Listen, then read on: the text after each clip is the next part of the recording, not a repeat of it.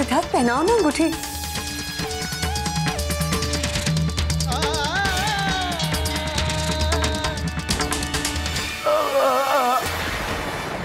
क्या हो गया दादाजी?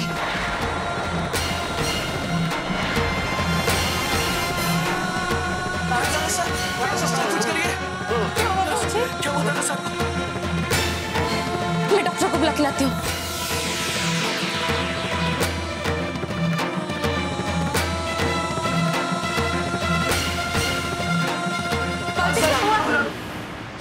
सिद्धार्थ, हमें वक्त बर्बाद नहीं करना चाहिए।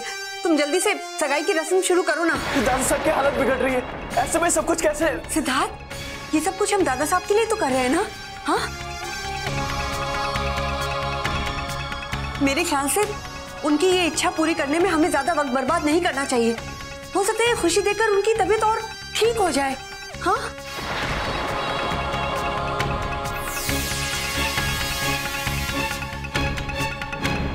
अरे डॉक्टर साहब को देखा क्या? वो आईसीयू वाले पेशेंट की हालत बहुत बिगड़ रही है, लगता है बचेगा नहीं। नहीं देखा मैंने। दादाजी,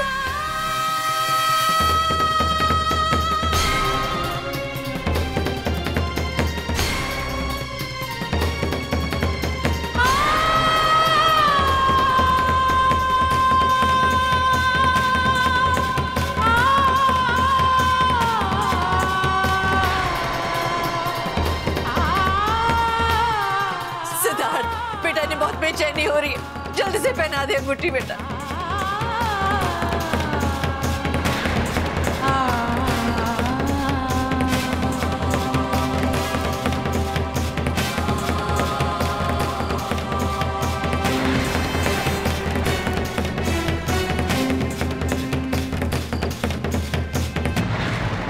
देखिए बाबूजी, अंगूठी पहना है।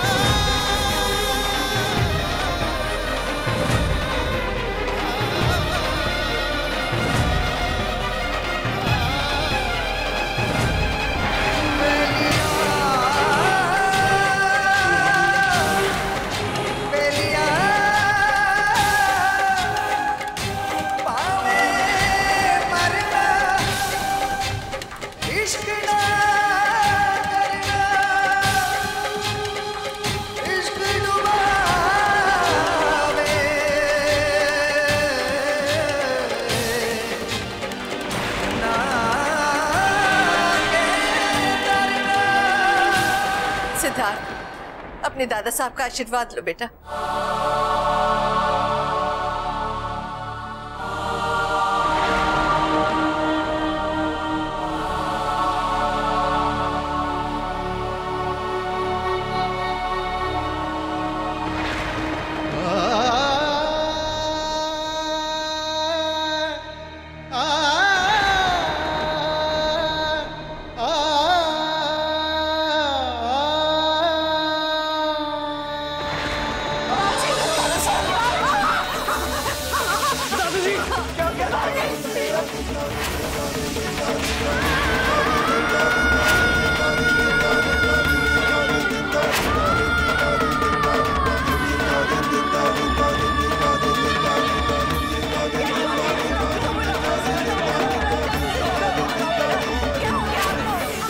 आप सब लोग बाहर जाइए प्लीज।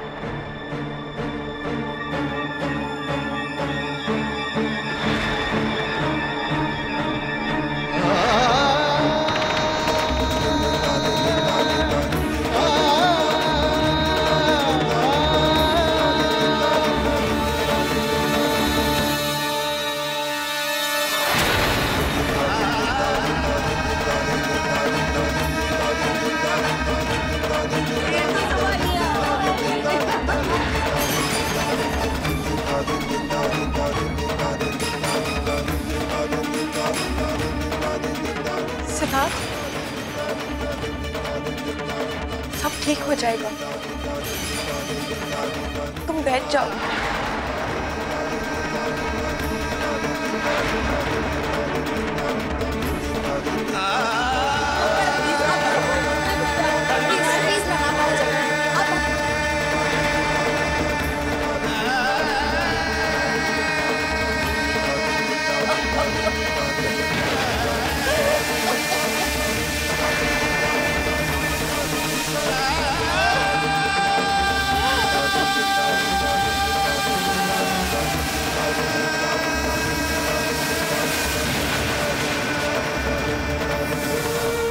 दादाजी के लिए डॉक्टर ने इंजेक्शन लाने के लिए बुलाया, मैं भी लेके आता हूँ।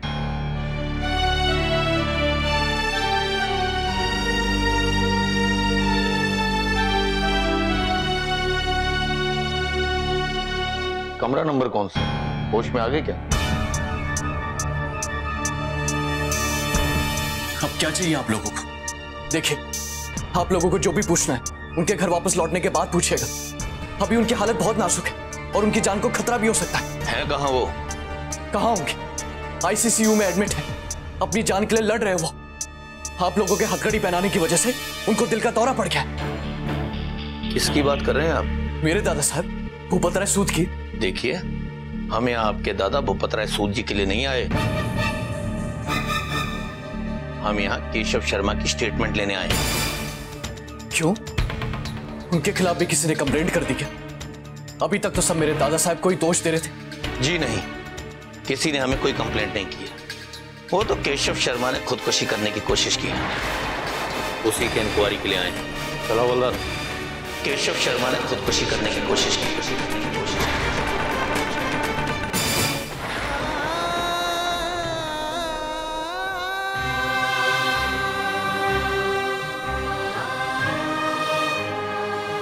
काश तू दिल्ली ही नहीं गया होता सिद्धार्थ। काश तूने केशव भाई साहब को नौकरी ही नहीं दी होती। क्या करना चाहते थे और क्या हो गया? शायद ये सब इसीलिए हुआ मां, ताकि हमें असलियत पता चल सके, नहीं तो हम उनकी असली सूरत कभी नहीं देख पाते। कैसी असली सूरत सिद्धार्थ? अगर वो सच्चे थे तो अपनी जान लेने की कोशिश क्यों कर रहे थे मां? शायद इसलिए क्योंकि वो सबके इल्जाम सह नहीं सके सिद्धार्थ। इस जिल्लत भरी जिंदगी से मरना बेहतर लगा उन्हें। क्या क्या नहीं सहा उन्होंने सिद्धार्थ। तेरे पापा की मौत के बाद भी और अब भी एक इंसान आखिर कितना कुछ सह सकता है? आप ऐसा कह रही हैं मां? आपने जो खोया उसके बाद भी? इसीलिए तो कह सकती हूँ सिद्धार्थ, क्योंकि अब मेरी आंखों के सामने कोई पर्दा नहीं। कभी कभी जो आंखें हमें दिखाती है ना सिद्धार्थ, वो हमेशा सही नहीं होता। सच्चाई देखने के लिए हमें दिल की नजर से देखना पड़ता है।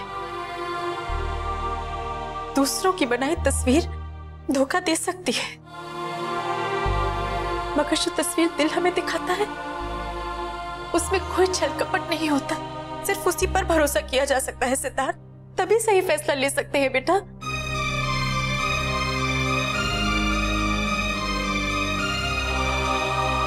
मैं वो गलती नहीं करूंगी जो सब कर रहे हैं सिद्धार्थ। मैं तुझ पर अपनी सोच नहीं थोपूंगी। हाँ,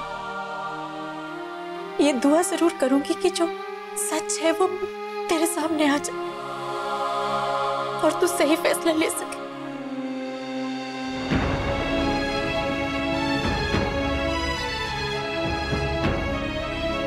चुप हो जाओ, इससे पहले कि मेरे दिल से तुम्हारी इज्जत मिट जाए, मैं भूल जाऊं कि तुम कौन हो, मेरी क्या रिश्ता है मेरा तुमसे और तुम्हारे परिवार से। चले जाओ यहां से।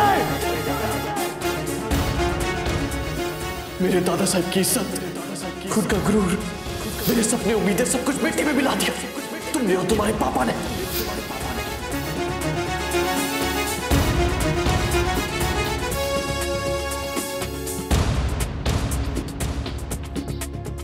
सावरे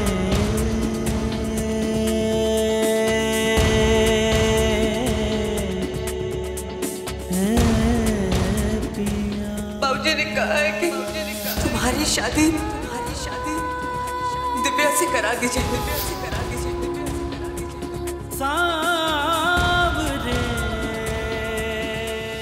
मैं नहीं चाहता हूं कि तुम्हारा साया भी मेरे दादा साहब पर पड़े।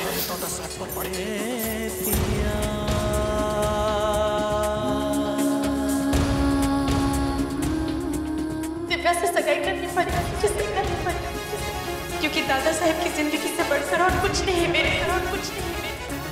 अगर वो चाहते हैं तो तुझे दिव्या को अपनाना होगा। क्यों तूने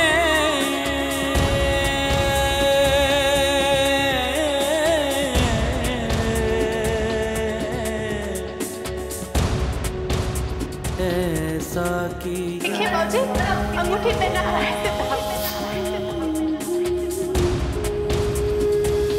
क्यों तूने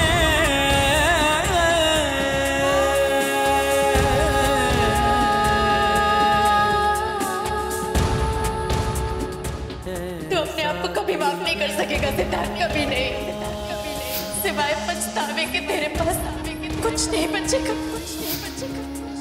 वादा किया जो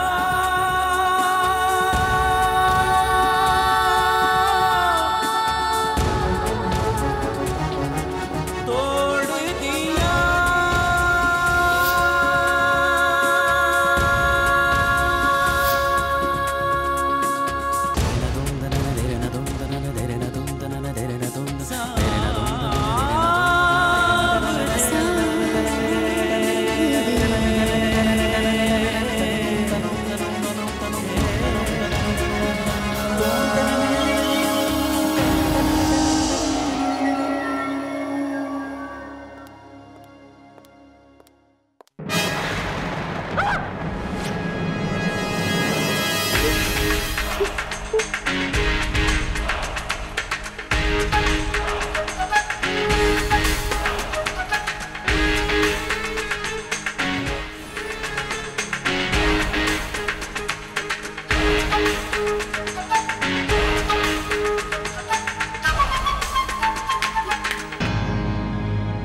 तुम्हारे पापा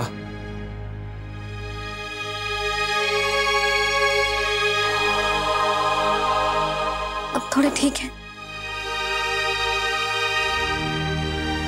तो फिर रो क्यों रही हो? नहीं, मैं नहीं।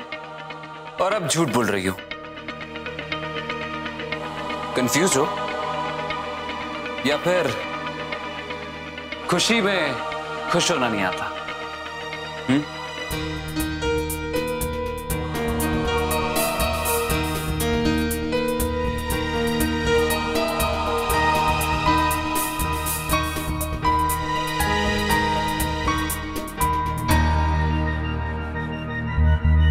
तुम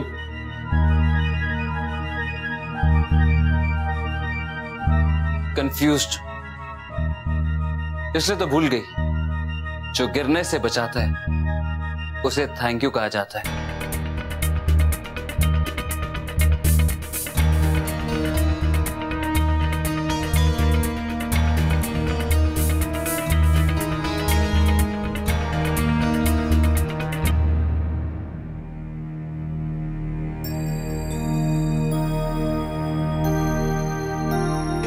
निवी, डॉक्टर साहब कह रहे थे अब तेरे पापा ठीक हो गए, हम घर ले जा सकते हैं तेरे पापा को। डॉक्टर कह रहे थे बाहर के घाव तो भर जाएंगे, लेकिन तेरे पापा के दिल पर बहुत गहरा सदमा पहुंचा है, बहुत ख्याल रखना होगा हमें। बाहर वालों की तो मुझे कोई फिक्र नहीं है, लेकिन जब घर में इसका भाई इसे चोट पहुंचा रहा है तो कैसे बचाएंगे हम इसे? मैं बचाऊंगी दादी।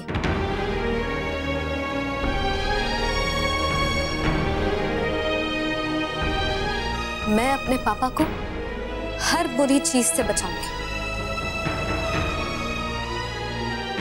आज के बाद इन पे कोई एक खरोच भी नहीं लगा पाएगा।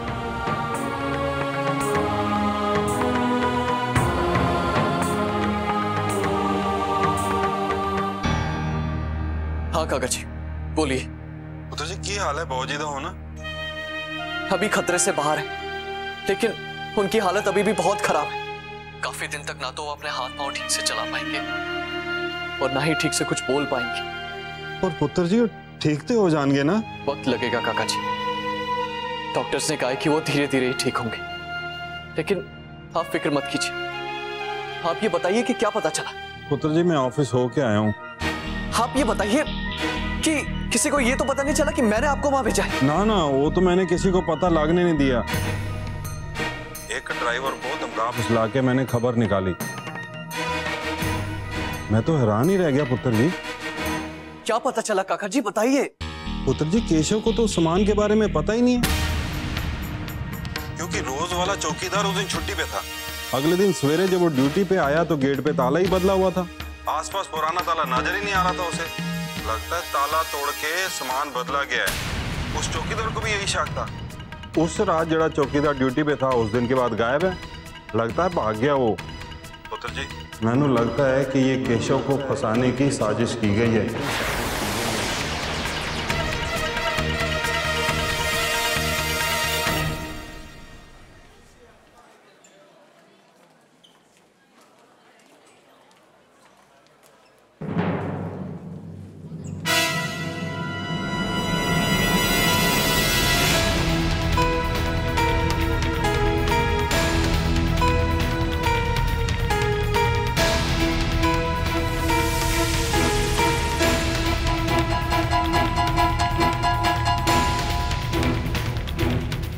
दिए पैसे बर्बाद।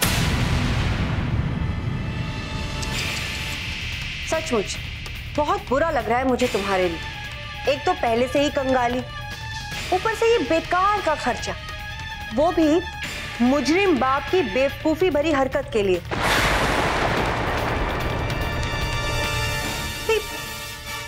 अब खुदकुशी करने से कलंक तो नहीं मिट जाएगा ना? उल्टा परिवार वालों को ज्यादा परेशानी होगी। अगर मैं तुम्हारी जगह होती ना तो उन्हें अपने हाल पर ही छोड़ देती।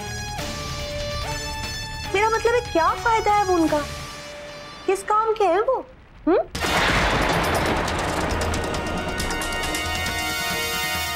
ये आप नहीं समझेंगे, क्योंकि आप लोग दौलत से अमीर हैं, लेकिन हम रिश्तों से अमीर हैं। हम ये सोचकर कभी किसी के लिए कुछ नहीं करते कि उससे कितना फायदा हो रहा है। हम प्यार और इज्जत के रिश्ते बनाते हैं, फायदे और नुकसान के नहीं। आपकी नजर में हम कंगाल ही सही, लेकिन इतने गरीब कभी नहीं होंगे कि रिश्तों का सौदा करना पड़े हमें।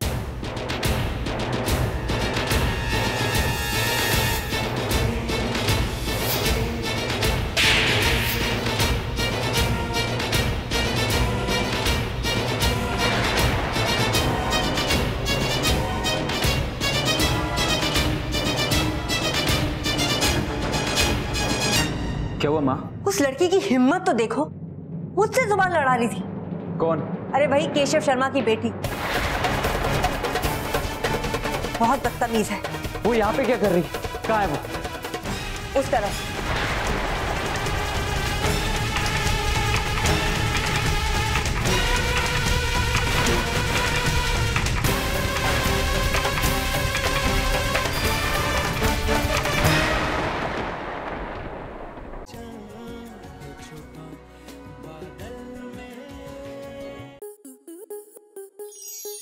स्टार प्लस के YouTube पेज पर आने के लिए आपका धन्यवाद। अपने फेवरेट शोज देखने के लिए subscribe to Star Plus YouTube page and hit the bell icon.